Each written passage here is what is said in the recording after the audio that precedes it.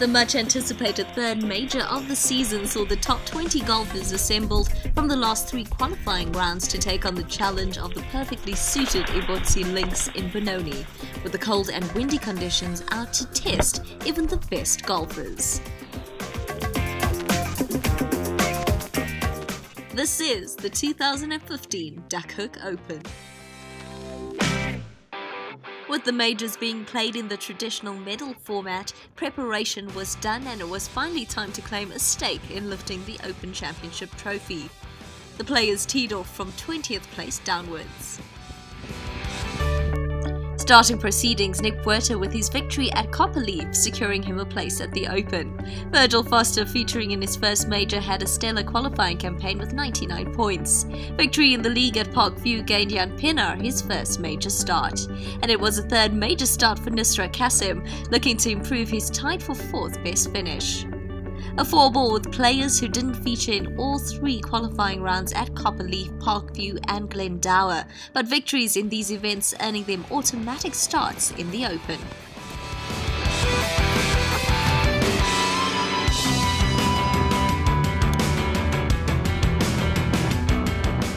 Up next, Tony Barragero, the second senior qualifier after Jan Pienaar, also featuring in his first major.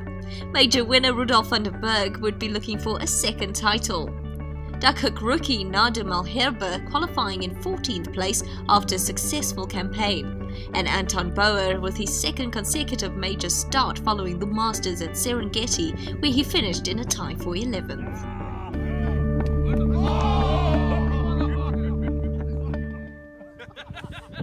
I'm a bit intimidated by the wind, but it's true to the Open spirit, I guess, so we'll see what happens.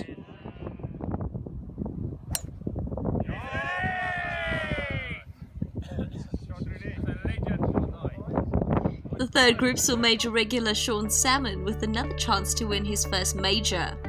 Andrew Roy came off a consistent campaign to accumulate 89 points for his first major start. 2014 Master Champion Andre Kotze also joined the field on 89 points. And Franco Kalitz with a record 8th major start, the only player to have competed in every major on the Duckhook circuit. Game plan in the wind, try and keep it down, try and keep it straight, even though that's not the easiest thing to do. But yeah, it's going to be tough today.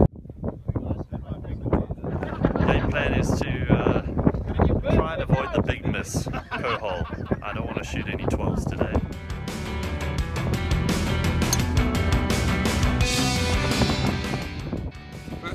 You're the only person to play 8 majors. Yes, it actually feels good. Although I don't think I really stand a chance today in this weather. It's going to be one of the lower handicaps. Needham, Albert, but I think yeah, Hinder's got a good chance as well. He's been solid lately. It's all about strategic play. It's about keeping the ball in play, limiting the big numbers. What do you think? It's a 2-iron.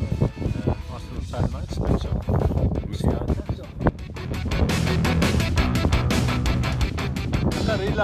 A group featuring 2 of 2015's major winners, Needham Vesselino only with his second start. Qualifying 7th Duckhook Classic winner Jason Ivins in his 6th major. Masters champion Albert Weichelt also looking to become the first repeat major winner, and Mark Barragero looking to improve on his previous major effort of 17th position. Absolutely, picked a great day. Conditions are perfect. It feels like about -5. Greens are running at about 14, so it should be interesting. How do you think you'll go? Badly. Badly. Any confidence? No. No. 2 majors in 1 year. Hasn't been done before. That's something to aim for, but no, I don't think today's the day.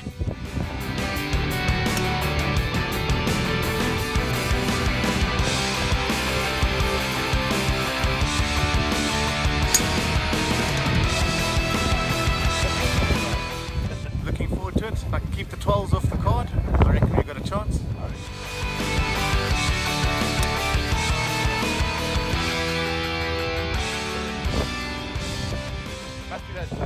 And the Final four ball with reigning Open champion Richard Maspero. Peter Truscott will be looking to improve on his tie for third place at the 2015 Masters. Newcomer Jan-Hendrik Hichu qualifying in second place for his first major. And finally Werner Pretorius finishing on top of the leaderboard after 3 league events on 106 points. An average of 35 points through the qualifying campaign, the most consistent player and a potential favourite for the Open.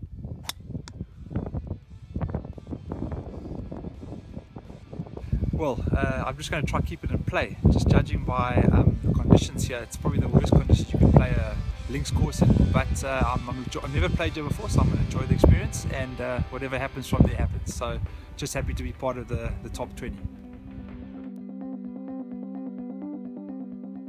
The first group reaching the fourth hole with some damage already done. Jan Pennar carding a 10 on the par 4 third hole to move to +4 for the tournament. Virgil also moved in the wrong direction, collecting 1 of each, double bogey, bogey, par and triple bogey. And Nick Buerta with an unheard of quadruple bogey 8 on the first hole.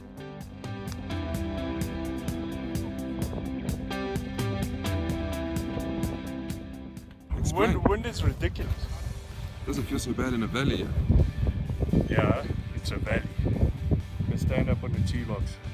Anton Boer would claim the worst start to the Open with 10, 9 and a 7 in his opening 4 holes, the conditions truly rearing its ugly head. His playing partner would drain this long par putt to bounce back after carding a 9 on the par 4 third.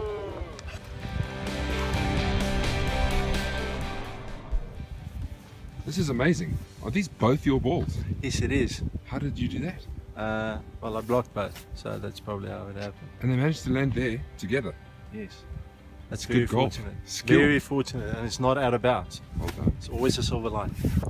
8th major starter Francois Kalitz would also find himself off the fairway and in trouble on the 4th hole, looking to minimise the damage to his 1 under start.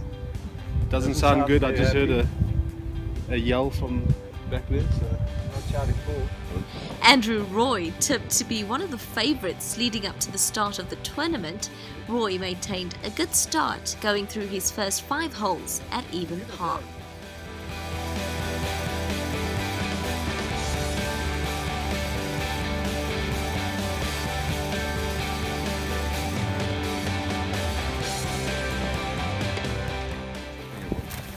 I'm in shit. The nice Duckhook, aptly named for the Duckhook Open.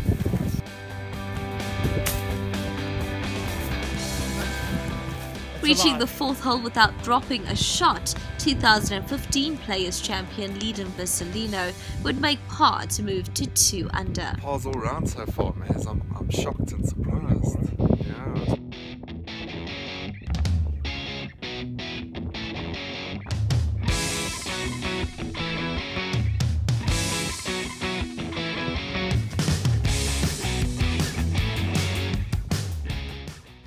Status report. It's been going okay so far. Peter's leading at this stage, playing very nicely. It's windy though. It's windy, it's cold, and it's just generally really tough. You know what? Luck. Total luck. I'm just hitting it and I'm trying to keep it straight and I'm trying to keep it low. Peter Truscott, playing off an 11 handicap, would rush to the top of the leaderboard at 3 under, fighting off the elements with 3 consecutive pars, making his early stand for the title. Jason Ivins taking up 3rd position at 1 under, followed by Andrew Roy and Tony Borragero on even par.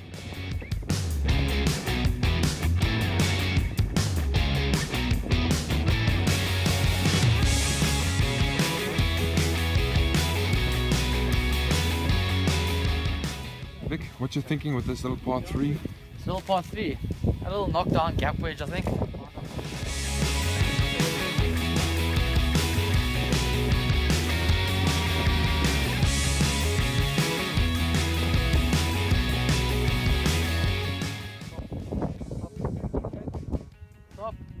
Stop. Never. Reaching the picturesque par 3 8th, the field began to settle down, with the top 10 on the leaderboard hanging in with a chance to make a run on the back 9.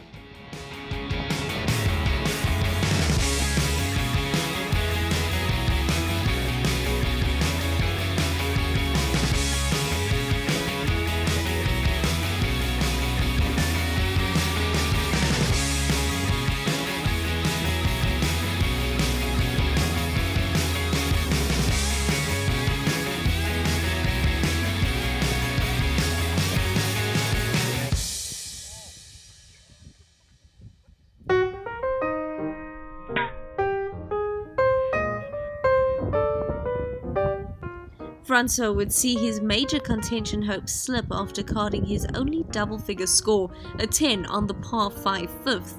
That would drop him to 1 over to 7 over by the 8th.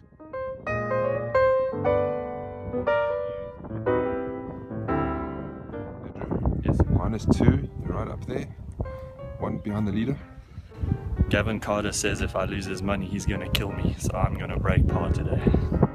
Needham had a remarkable run to the 8th hole, yet to drop a single shot on the front 9 for a 3 under par total, 1 shot ahead of Andrew Roy on 2 under. Mark Borragero would find more trouble shanking the ball off the tee with only 120 meters to the green. Mark's rough play improving by the hole.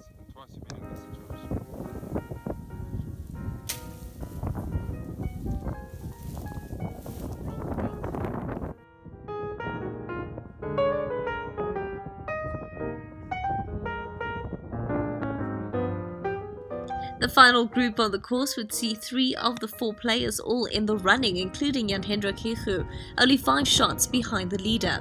He would go on to make double bogey and make his work even harder on the back 9 to come. Peter Truscott would find himself relinquishing his early lead with 5 bogeys and a double bogey here on the par 3 to fall back to 2 over by the time he reached halfway. Needham would reach the halfway stage still without dropping a shot, carding a level par 36, a Herculean effort in the blustering wind. Andrew Roy would see himself start badly on the 10th and 11th, carding 9 and 6 respectively, dropping 6 shots to fall back to 2 over. Tony Borragero would continue his consistent scoring off his 21 handicap to remain in 3rd place. Come the par 5, 12th hole and the first glimmer of hope for the chasing pack, Needham out of bounds. Yeah, I know, it was just his first bad shot of the day. He would minimise the damage, dropping only 1 shot with a bogey. Up ahead, the 4-ball of Carlitz, Salmon, Kotze and Roy were finding the day tough, with putts just coming up short to add to the challenge and the physical exhaustion.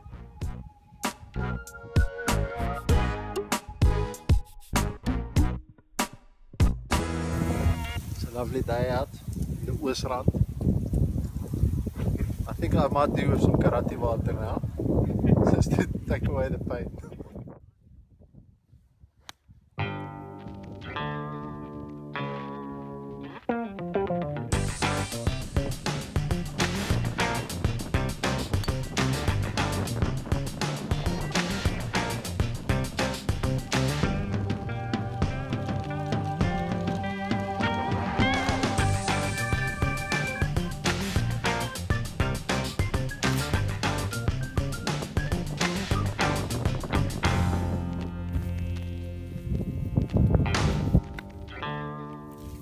The biggest comeback would come from Jan-Hendrik Hichu, ending the front 9 on 2 over. He would make up 3 shots on Needham by making par on the 10th and 11th, To win it. followed by a birdie on the long par 5 12th, followed by another 2 pars on the 13th and 14th to reach 2 under. Oh no, it's not going well today at all. Luckily Mark, I see he's behind me now. And he's got more holes to play, so it's going to be tough to finish up now.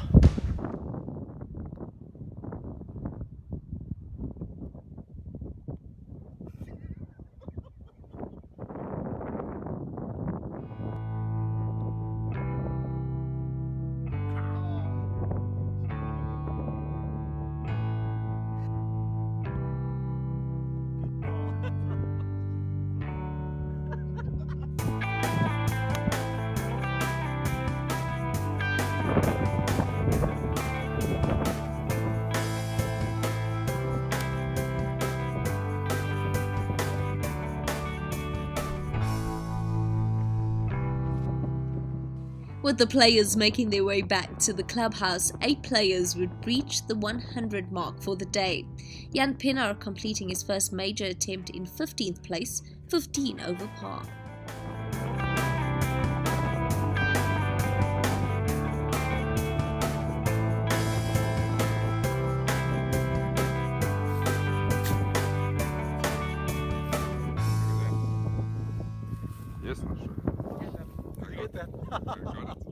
The first 4-ball in and they would finish together, filling positions 13 to 16 on the leaderboard, with Virgil Foster finishing plus 14, the best of the group.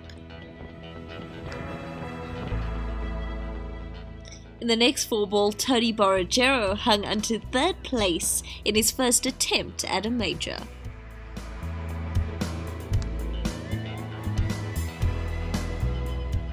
Playing partners Andrew Roy and Sean Salmon would see themselves through in a tie for 4th on plus 8. This would leave the door open for Leadham to safely make his way back to the clubhouse, dropping only one more stroke on the par 4 16. Leadham would reach the finish on 1 under for the tournament, claiming his 2nd major of the season and lifting the Duckhook Open Claret Jug. Leadham would also become the first Duckhook golfer ever to win 2 majors.